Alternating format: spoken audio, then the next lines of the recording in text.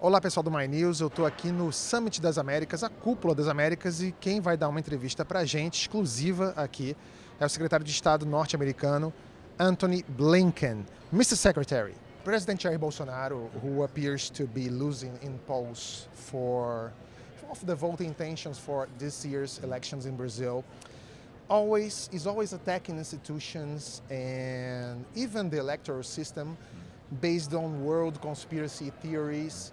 He even claims to have evidence that the US elections were a fraud. Therefore, there is a fear in Brazil that Bolsonaro could carry out a military coup.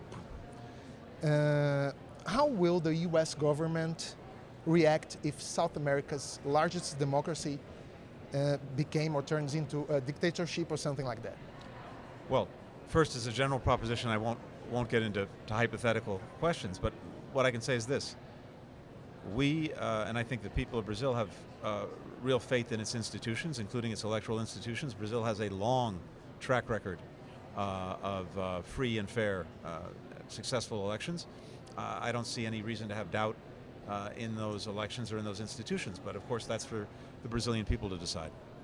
The Bolsonaro government, by the way, is worldwide recognized as accomplice of the increasing devastation of the Amazon rainforest. When the climate crisis threatens all the world, how can the international community help to preserve a country that doesn't want to be helped? The climate crisis that we face is one that every country faces, and Brazil also represents part of the solution to that crisis, notably with the Amazon. The lungs of our hemisphere, the lungs of the world, really.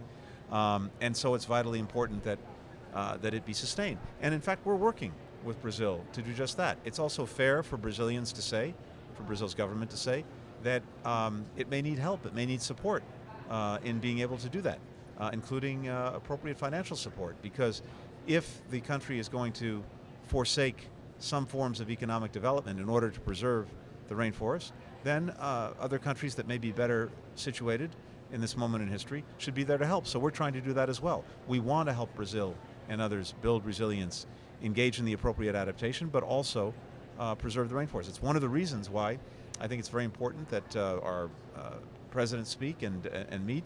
I'm engaged on this with my counterpart in Brazil, Foreign Minister Franca, on a regular basis. All right. This week, British journalist Dom Phillips and indigenous Bruno Pereira were reported missing after denouncing legal mining in the Amazon. Brazilian authorities reacted at this in a bizarrely natural way. My last question is a simple question. What is a country that kills journalists and natives in order to cut down trees? First, a free, independent media is at the heart of democracy. When you lose that, you're likely to lose your democracy.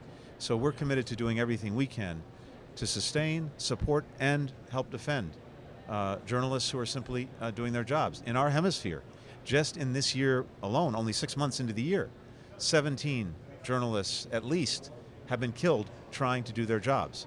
So it's something that we take very seriously. One of the things that's coming out of this summit are different initiatives and programs to help protect journalists, to support independent media, which economically has big challenges, and to give journalists the means, even the physical means, to protect themselves against aggression, against attack, and of course to try to shine a light on this problem where we put out, for example, the Human Rights Report every year. One of the things that we look at is the situation for journalists and for media where they're not safe, including in countries in our hemisphere.